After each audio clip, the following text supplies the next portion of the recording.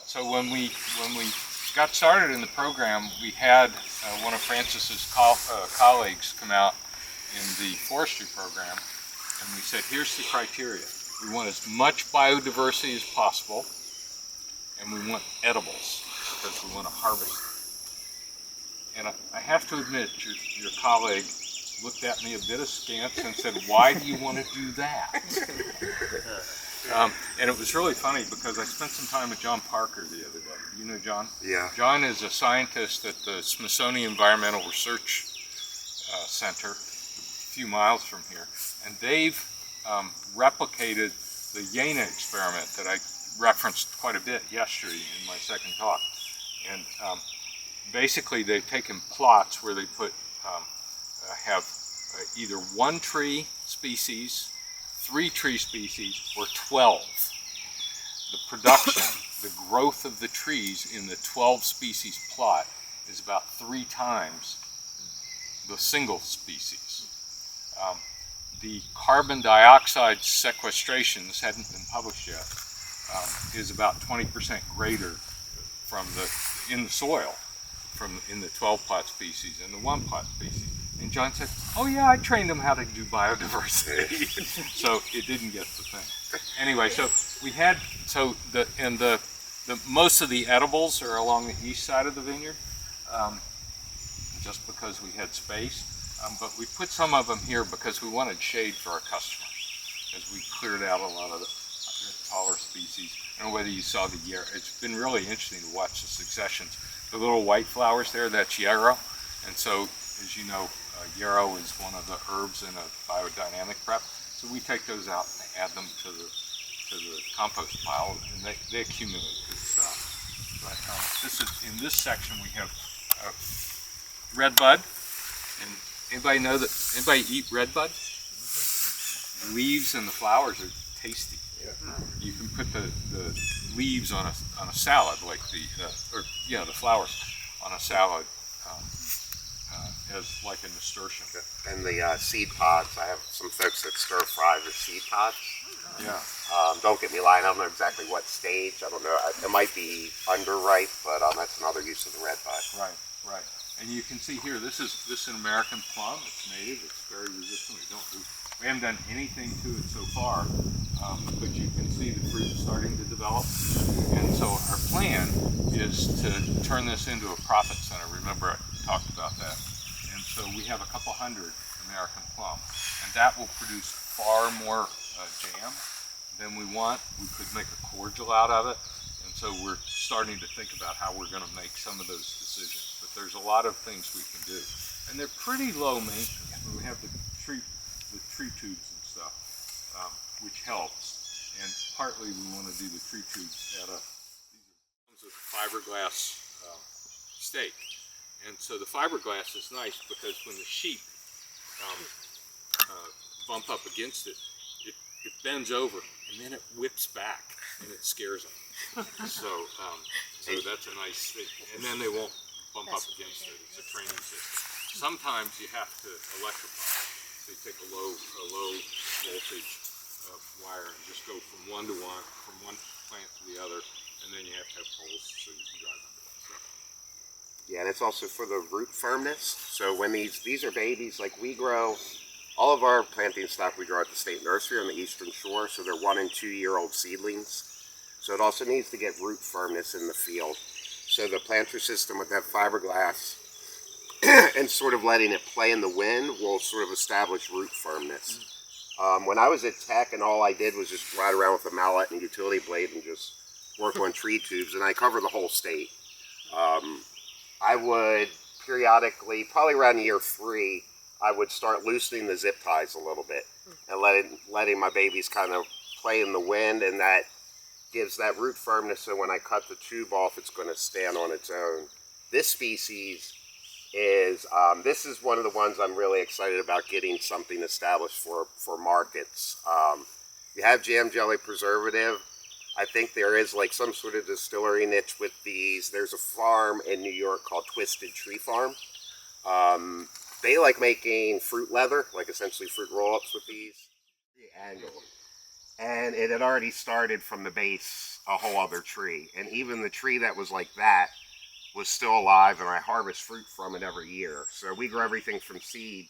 So come fall, I have to like roam the state with staff and pick up fruits and nuts in the woods, wherever, and that's where we get the seed to grow all these trees.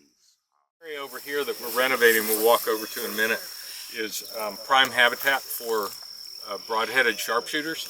And so we put out the yellow sticky taps to see what's going on.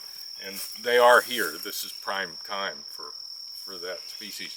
As you move that way, you get less. So there is definitely a gradient that we can document from that. Unfortunately, in the other direction, we've now documented that, and actually Temple predicted this and I didn't, that would be the tree line that we first got spotted lanternfly from, and that's where we're seeing them. We started this has been, we planted this, I think, we started prepping it in 2017. We spent a whole year tilling this every other week. Wow. To reduce the seed bed. And that only partially worked. The dock and the other things you just can't get rid of in this area. We planted 28 species of grasses and forbs, and most of them did pretty well. We have a little bit of overdominance of early season, particularly wildflowers like false sunflowers, the yellow flowers that are up there. And we would like to get more later season because this is, sort of the view of our public area. And so we'd like to have that beauty all year long. More importantly, we'd like to have the diversity and the food sources all year long, or at least all season long. We maintain this by controlled burning, thanks to your colleagues at the Department of Natural Resources. So they come out, they do the burn. They are wonderful to work with, very easy. The scheduling is hard because the wind has to be at the right strength and blowing in the right direction. We don't want it to go to the neighborhoods, we don't want it to go across the main road, we want it to go to the rest of our farm. But it's a really, and so you have to sort of be on call. But we do half of the meadow, I think I mentioned this yesterday, we do half the meadows in 1 year, and then the next year we do the other half. And that's so we have places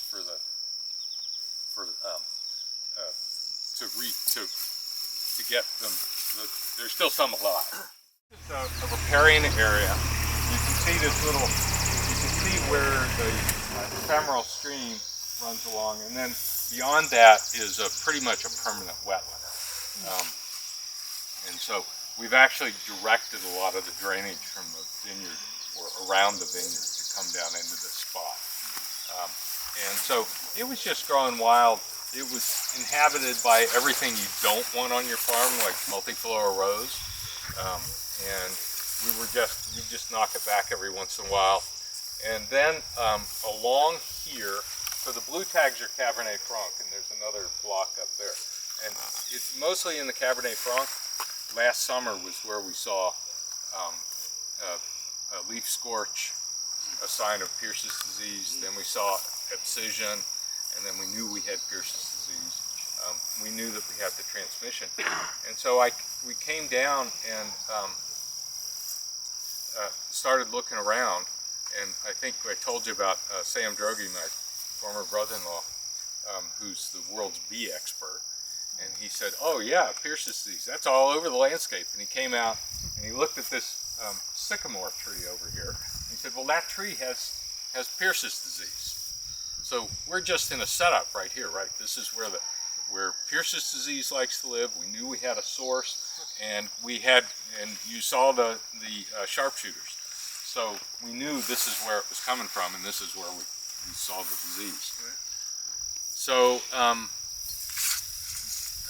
the conventional wisdom, what's the conventional wisdom for treating Pierce's disease, Joe?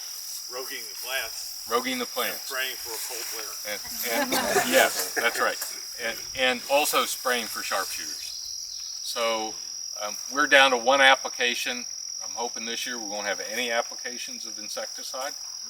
There are a lot of threats there with Japanese beetles and spotted lanternfly and that kind of thing, but I don't want to plan on 4 more. um, in May at this time of year. And we really want to keep this biodiversity. So I talked to my friends in Europe, where they also have a lot of problems. If you read the European literature, sharpshooters are called cicadella, and Pierce's disease is called by its scientific name Xylella. It is a real problem in the olive orchards of Italy, and so there's a lot of literature on how to address it. And spraying is not the way to do it, at least they say. And so the first principle is what we talked about yesterday afternoon, which is getting good, healthy soil. Because when you have healthy plants, they are more able to resist the infection, both because they can reduce growth of the bacteria, but also they can repair. So after the drought, we started getting rain in August last summer. We got a little bit. We didn't need very much, but the leaf scorch stopped. We didn't get more growth of that. So, so having good, healthy plants with lots of water reserves to tolerate drought. That's the number one thing that the Europeans say to do for Pierce's disease. But we wanted to go a little bit further because this was a really ugly, not functional area. And you know, it sort of wasted space from a business standpoint. And so we called Francis, and we've been funded by the Maryland Healthy Soils program now.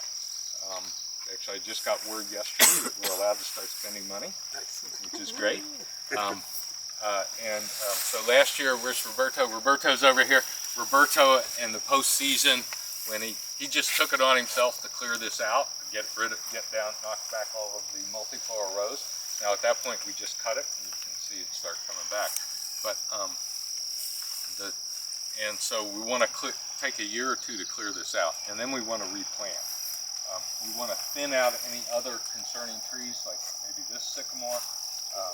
We also want to get the density correct so that we can graze underneath, and then we want to replant it with things that could be used potentially for forage.